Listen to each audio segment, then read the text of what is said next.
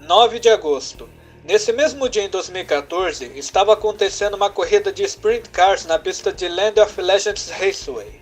A lenda da NASCAR Tony Stewart era um dos pilotos em pista e estava disputando uma posição com Kevin Ward Jr. Smoke acabou espalhando e espremendo Kevin na curva 1, o fazendo bater no muro externo.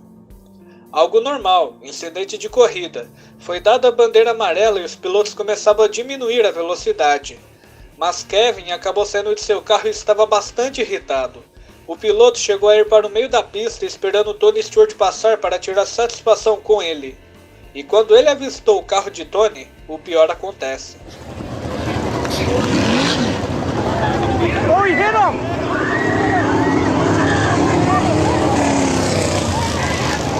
Tony Stewart just hit that guy, Alan! Tony Stewart!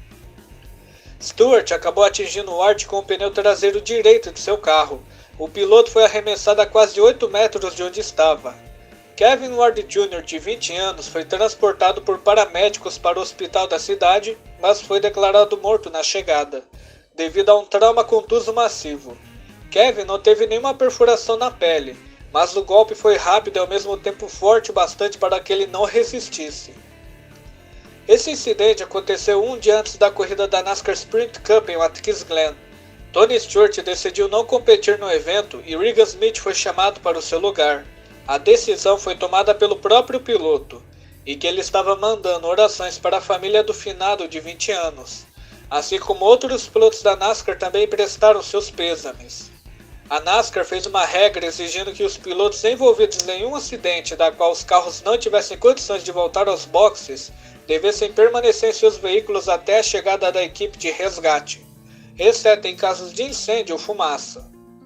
Essa regra foi feita para impedir acidentes iguais ao que Kevin Ward sofreu, onde uma bandeira amarela, enquanto os fiscais tentavam chegar onde o piloto estava, o rapaz já estava fora do carro e no meio da pista.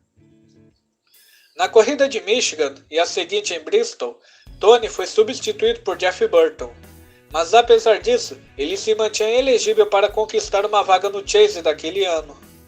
Stewart deu uma entrevista quando voltou a correr em Atlanta, afirmando que foi difícil de lidar com a tragédia que aconteceu e que aquele incidente afetará sua vida para sempre, e prestou novamente seus pêsames para a família e amigos de Kevin.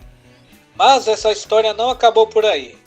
Em setembro de 2014, um grande júri se recusou a indiciar Stewart sob a acusação de homicídio culposo em segundo grau e homicídio criminalmente negligente. E sabe quem moveu esse processo contra Tony? Isso mesmo, a própria família de Kevin Ward, que alegavam que Tony havia matado Kevin de propósito. Nas palavras dos pais de Kevin, nosso filho saiu do carro durante a advertência enquanto a corrida estava suspensa. Todos os outros veículos estavam reduzindo a velocidade e não acelerando, exceto Tony Stewart, causando essa tragédia. As ações devem ser focadas no que o Sr. Tony Stewart fez. Esperamos que ele pague por isso. Embora a família tenha dado a sua versão, o promotor de justiça fez uma investigação e apresentou evidências que Tony Stewart não teria matado Kevin propositalmente. Foi um lance infeliz causado por uma série de eventos. As evidências eram as seguintes. A corrida estava acontecendo em um período noturno.